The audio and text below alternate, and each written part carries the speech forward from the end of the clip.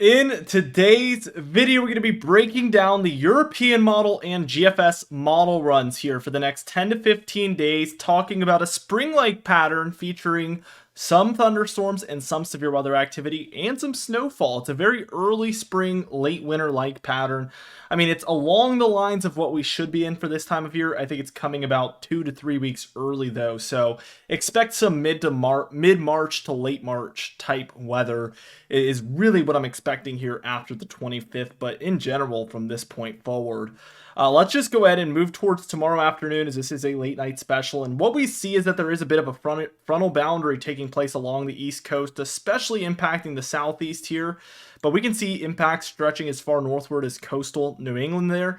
The heaviest rainfall is going to be from Florida up through southern New Jersey. So that includes most of the Southeast coast into areas of coastal mid-Atlantic. And this is all coming alongside a very cold air mass that is moving its way in. Trust me though, this is going to be short-lived and we are expecting warm temperatures after this. This is the current setup for tomorrow.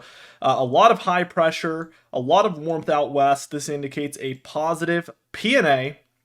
And really this is the driving force behind this cold air pouring into the east there that we see.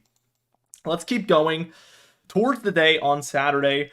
February 25th, or better yet, February 24th. I can't believe we're already almost through the month of February. It seems like it just started, but here we are, and we see lighter precipitation taking place at the very southern flank of this trough. The jet stream still doing something along these lines, and this does allow for some wintry precipitation.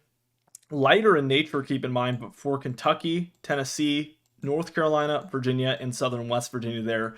Mostly rainfall for these lower elevation and more coastal areas, but for those hilly and mountainous areas here of the southern Appalachian Mountains, definitely looking at some potential lighter to moderate snowfall. The day on Sunday, and that's going to be the 25th, remember this is a big turning point. We do expect warm temperatures to still be around, but coming to an end here for the West, and this leads to an around average pattern out east is pretty much what I'd call it. We have some cooler temperatures up to the north, a little bit more marginally cold here in the south. Very, very typical, if not a little bit colder than normal there on the 25th. And again, that's going to be Sunday. But as we head towards Monday, what we see really changing is cold and precipitation really becoming abundant out here in the west, indicative of a negative PNA.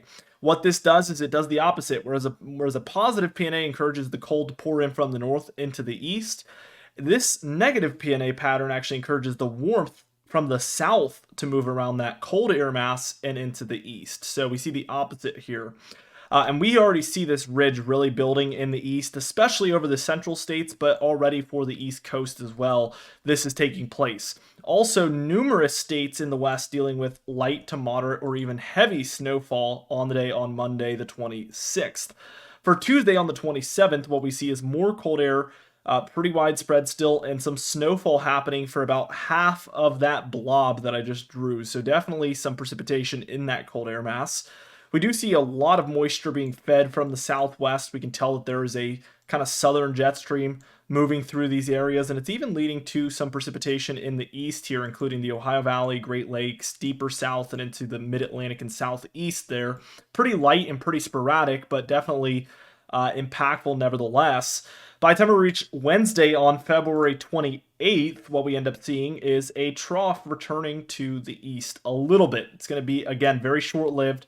We still see a massive ridge for the east coast, but we see this cold air moving in right behind it. And really the driving factor here is this cold front that's extending south of these lows. So the cold air is moving in behind this. And I do expect that this is a big thunderstorm driver and definitely poses the risk of severe weather. Anytime you see this cold air sweeping in from the west and warm air surging northward out ahead of it, that leads me to believe that there is some instability out ahead of the cold front. But not only that, because of the moisture and the temperatures moving northward from the south, but also the shear.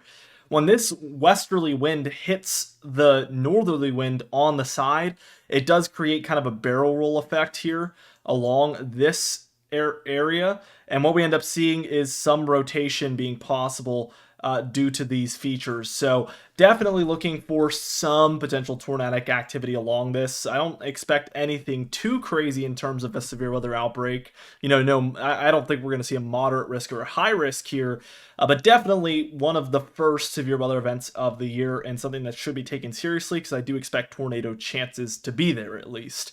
Overall, there's a primary low up to the north in Canada, but we also see a 998 secondary low here over Pennsylvania, and that's why precipitation is so numerous here in these parts. As we keep going towards Thursday on the 29th here, we end up seeing a southerly system here for the deep south, and this could bring some thunderstorms, some minor chances at severe weather for sure. And what we in general see is this kind of wind heading off the Gulf, bringing moisture, bringing higher temperatures. And we also see storms returning to the west, which could be indicative of a ridge returning to the east and a trough to the west. And sure enough, we actually end up seeing that happening here. Same story. We get the cold returning to the west, same with the precipitation, and this causes a surging ridge over the central and the eastern states. No surprise whatsoever. The GFS model is along the same lines. As we go through it, we see that storminess and cold return to the west, ridge in the east, featuring a minor trough for the end of February into March 1st. And then eventually we see that trough return to the west, warmer air return to the east, with some troughs here and there. Like for instance, right here, we do get a little bit of an east coast trough, but it isn't too severe. I expect slightly below normal temperatures in here, maybe the low temperatures supporting some snowfall, as you can see in here, but this is very far out to take it with a grain of salt. Total precipitation, we see numerous amounts out west, but not only that, we see a lot for the southeast here as well as this kind of flow of thunderstorms comes through. We also get a couple events heading in from the west here, bringing that thunderstorm activity. Total snowfall, a ton out west, almost none in the east. No surprises whatsoever, assuming the spring-like pattern we're expecting. Anyway, guys, thank you so much for watching this video. Be sure to subscribe as we do upload every single day. You can even hit the bell icon for daily notifications when we upload so you never miss one. Be sure to like the video if you did enjoy it, leave a comment down below, and I'll see you guys in the next video.